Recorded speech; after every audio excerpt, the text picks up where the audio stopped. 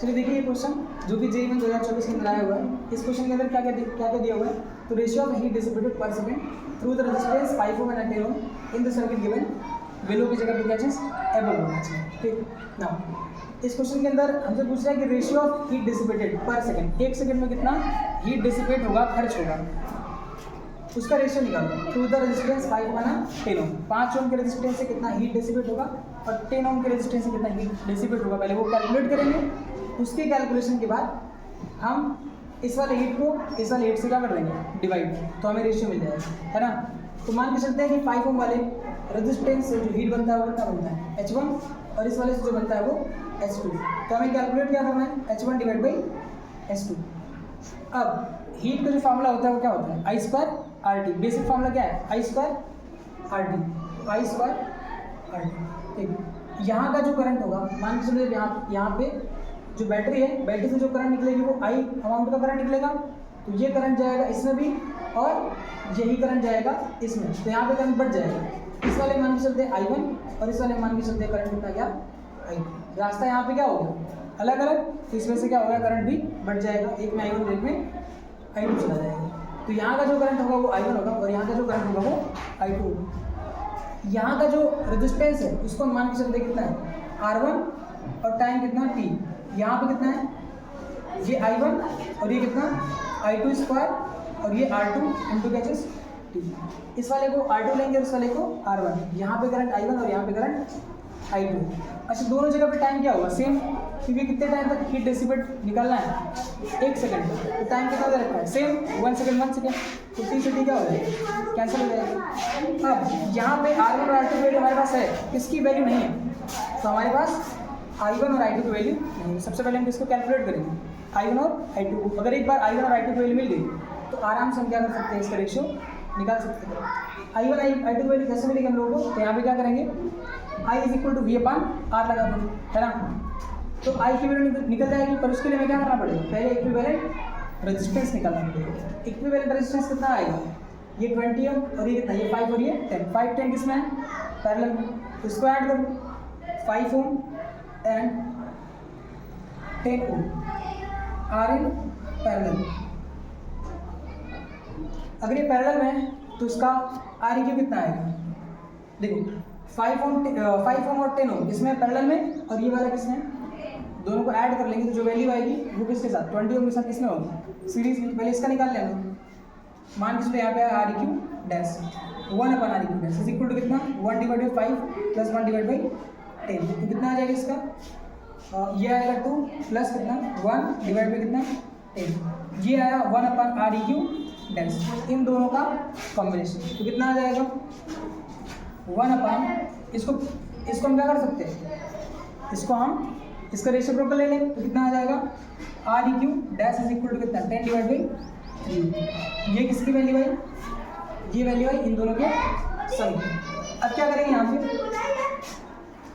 इन दोनों का सम आ गया, अब इसको ऐड करेंगे, यानी ये वाला जो रेजिस्टेंस है और ये वाला रेजिस्टेंस है किसमें है, सीरीज में, तो क्या करेंगे 10 divide by 3 ohm and 20 ohm are in series. ये दोनों किसमें है, सीरीज में। तो अगर ये सीरीज में होगा तो इन दोनों का सम कैसे मिलेगा, इसी से क्या हमें आर क्यू की वैल्यू मिलेगी, जो फाइनल आर क्यू होगा, है ना। इक्विवेलेंट रेजिस्टेंस जो लास्ट में आएगा वो कितना आएगा, 10 डिवाइड बाई 3 और प्लस कितना 20, दोनों का ऐड कर दो कितना होगा, 3 से मल्टीप्लाई करेंगे कितना आ जाएगा 60 और प्लस कितना 10, 60 और 10 कितना आ जाएगा 70 डिवाइड बाई 3, सही है। R Q is equal to 70 divide by 3 ohm आया, ठीक। अब क्या करेंगे, I is equal to V अपान क्या करेंगे आर, इससे हमें टोटल करंट की वैल्यू मिल जाएगी, तो आई बराबर कितना आएगा, वी की वैल्यू बोलो 10 वोल्ट है, तो 10 डिवाइड में कितना आ जाएगा, आर की वैल्यू यानी आर क्यू की वैल्यू 70 डिवाइड बाई 3, सही है। 0 0 कैंसिल, 3 का आ जाएगा ऊपर, तो आई की वैल्यू कितनी आएगी 3 डिवाइड बाई 7 क्या चीज़ एम्पीयर। ये किसकी वैल्यू आई, आई की वैल्यू। अब ये वाली आई की वैल्यू क्या होगी, इसमें और इसमें बढ़ेगी, है ना, इसमें और इसमें क्या होगा, आई की वैल्यू बढ़ जाएगी। तो हम क्या करें, यहाँ से रेशियो निकाल सकते हैं, या तो टोटल करंट निकालें या फिर हम क्या कर सकते हैं, यहाँ से रेशियो निकाल सकते हैं, किसका किसका I1 और I2 का। जैसे रेशियो मिलेगा I1 I2 की जगह पे पुट कर देंगे। देखना कैसे। अच्छा बताओ, यहाँ का पोटेंशियल और यहाँ का पोटेंशियल क्या होगा? इसके क्रॉस पोटेंशियल डिफरेंस और इसके क्रॉस पोटेंशियल डिफरेंस सेम होगा। तो अगर हम फार्मूला लिखें तो V इज इक्वल टू क्या होगा? I1 V बराबर क्या होता है? IR होता है। तो यहाँ पे क्या आएगा? V बराबर I1 R1 और यहाँ पे क्या होगा? V बराबर I2 R2। दोनों जगह का पोटेंशियल डिफरेंस सेम। तो इसलिए हम इसको क्या कर सकते हैं? I1 R1 बराबर क्या चीज़? I2 R2। क्या लिख सकते हैं क्या? I1 R1 बराबर क्या चीज़? I2 R2। अगर ये हम लिखते हैं तो उसके बाद क्या करेंगे? यहाँ पे I1 डिवाइडेड बाई I2 कर दो। I2 को क्रॉस में नीचे किया तो I1 डिवाइडेड बाई क्या आया? I1 डिवाइड बाई I2 आया। और यहाँ पे R2 डिवाइड बाई क्या आया? R2 divide by R। अब यहाँ R2 की वैल्यू कितनी है? 10, R1 की वैल्यू कितनी है? 5।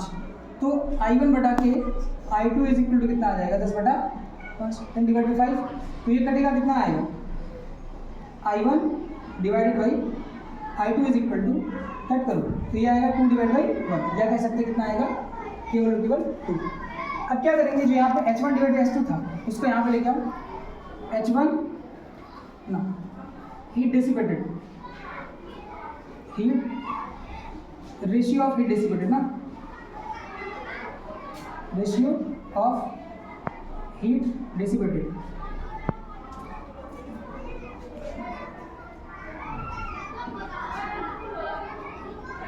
क्या होगा? Dissipated, PATE, ratio of heat dissipated कितना आ जाएगा? H1 divided by H2 is equal to, H1 की वैल्यू कितनी है? I1 square R1 divided by I2 square R2। तो यहाँ पे क्या लिख सकते हैं? I1 डिवाइडेड बाई I2 का क्या चीज़? होल स्क्वायर, ऐसे लिख सकते हैं। ठीक, और यहाँ पे क्या चीज़? Multiplied by R1 divide by R2 लिख सकते हैं। R1 divide by R2। अब बताओ I1 बटा के I2 की वैल्यू अभी भी कितनी आएगी? I1 बटा के I2 इसका रेशियो कितना है? 2 डिवाइड बाई 1। तो हम यहाँ पे क्या लिखेंगे? 2 डिवाइडेड बाई 1 का क्या चीज़? स्क्वायर, या सिंपली क्या लिख सकते हैं? 2 का स्क्वायर मल्टीप्लाइड बाई कितना? R1 डिवाइड बाई R2 की वैल्यू कितनी आएगी? R1 डिवाइड बाई R2 की वैल्यू कितनी आएगी? तो R1 कितना? 5, R2 कितना? 10। तो ये कितना आएगा? 5 डिवाइड बाई 10। तो ये कितना आ जाएगा? 2 टू 4, 4 मल्टीप्लाइड बाई कितना? 5 डिवाइड बाई 10। तो 4 से मल्टीप्लाई करते कितना आ जाएगा? 20। 20 डिवाइड बाई कितना? 10, 0 0 कर गया, कितना आया? 2:1।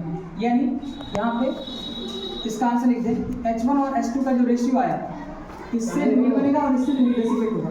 इसका जो रेशियो है वो कितना होगा? 2:1। ये अपने पास क्या है?